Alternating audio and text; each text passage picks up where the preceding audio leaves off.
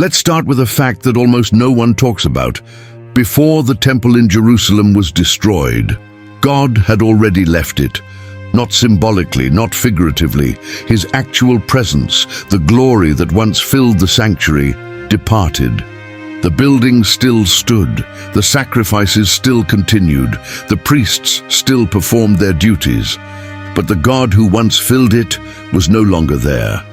That raises a haunting question. If Judaism was the final system God had established, if the temple was his chosen dwelling, why did he abandon it? And not just once, but twice. Is it possible the covenant had already shifted, that God was making a statement not through words, but through absence? Let's trace that mystery, because the answer may change how we understand both Judaism and Jesus. If you are new here, I invite you to subscribe. We reveal biblical and Christian truths like you have never seen before. So to grasp what it meant for God to leave, we have to understand what it meant when he was there.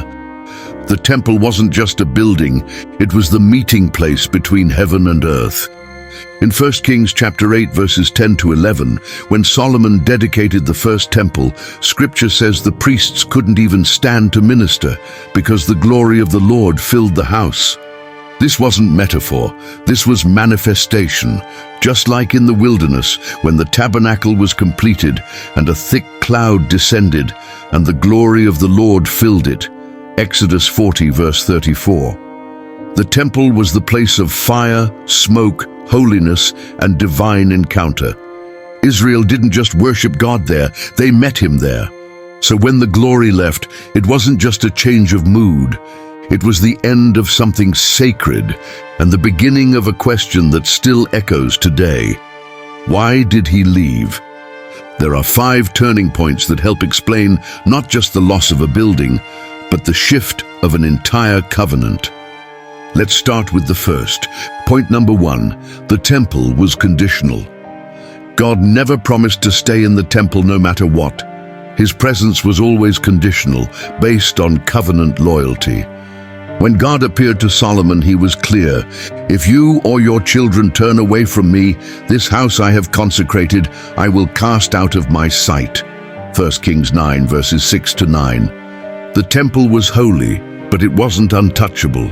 Centuries later, Jeremiah warned the people of Judah, "Do not say, 'This is the temple of the Lord.'" Jeremiah chapter 7. God had left before, and he could leave again. It wasn't about stone walls, it was about obedience. By the time Jesus arrived, the temple leadership was corrupt, the priesthood politicized, and the heart of worship hollow. And so Jesus declared, "Your house is left to you desolate." Matthew 23 verse 38. Pay attention, he didn't say God's house, but your house. The covenant was broken, and with it the very condition that invited God's presence was gone. Point number 2, the Messiah came and was rejected. The glory didn't just leave because of sin, it left because the greater one had arrived. Jesus didn't just visit the temple, he claimed to replace it. In John chapter 2, he said, "Destroy this temple, and I will raise it again in 3 days." He wasn't talking about stone, he was talking about himself. His body, the true dwelling of God among men. When he entered Jerusalem, he wept. "If only you knew what would bring you peace, but now it's hidden from your eyes." Luke 19 verse 42. He predicted what would follow: siege, destruction, and desolation. Why? Because you did not recognize the time of your visitation. The prophet Daniel had foretold it. The anointed one will be cut off, and the sanctuary will be destroyed. Daniel 9 verse 26. Israel's Messiah came and was rejected, and with that rejection came consequences.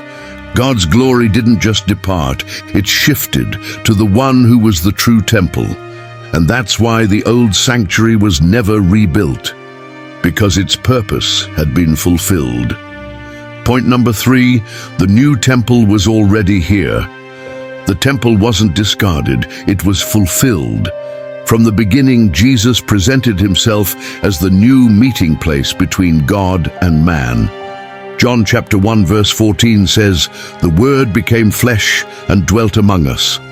The word used there, dwelt, literally means tabernacled. God pitched his tent again, but this time in human form. Paul puts it even clearer in Colossians chapter 2 verse 9.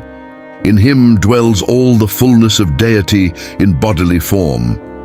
Jesus wasn't pointing to the temple, he was the temple. And in Hebrews, we're told he entered not the earthly sanctuary, but a greater one, not made with hands. Hebrews 9 verse 11 to 12. So maybe the temple's destruction wasn't God walking away from Israel. Maybe it was God moving into something greater and open not just to one nation, but to all. Point number 4, the glory returned, but not where expected. God's glory did return, but not where anyone expected. It didn't descend on a rebuilt sanctuary of stone. It came down on a group of trembling believers in an upper room. Acts 2 tells us that fire fell again, just like in the days of Moses and Solomon. But this time it rested on people, not a building. The Spirit filled them and the glory returned. Paul would later write, "Don't you know you are God's temple and that his Spirit dwells in you?" 1 Corinthians 3 verse 16.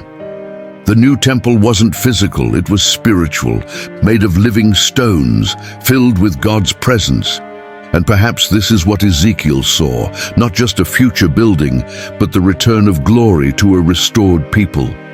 The temple didn't vanish, it moved from behind a veil into human hearts. Point number 5, why has the temple never been rebuilt? For nearly 2,000 years, the temple has remained in ruins. Empires have risen, nations have shifted, but the holiest place in Judaism is still desolate. It's not for lack of trying. In the 4th century, Emperor Julian, no friend of Christianity, tried to rebuild it. History says earthquakes and mysterious fires stopped the project. Even rabbinic voices admit the tension. If the temple was central to God's plan, why has he not restored it? And maybe the answer is that he already has. Jesus once said, "The stone the builders rejected has become the cornerstone." Matthew 21 verse 42. Then he added, "The kingdom will be taken from you and given to a people producing its fruit." Perhaps the silence isn't absence, it's direction. Perhaps the ruins themselves are speaking. What once stood has been fulfilled. Just to make it clear once again, God's presence once filled the temple with fire and cloud, but it left and it never returned. Not after Babylon, not after Rome, not in 2,000 years. Why? Because the covenant was broken, and because the one who came to fulfill it was rejected. Jesus wasn't trying to end Judaism, he was completing it. The law, the sacrifices, the temple, it all pointed to him. So here's the question, if Judaism is the final truth, why has the presence never returned? Maybe it's because God already came back, just not in stone, but in flesh. And maybe the only way back to him is through the one Israel was waiting for all along. Just think it through and let me know what you think in the comment section. Thanks for watching. See you in the next one.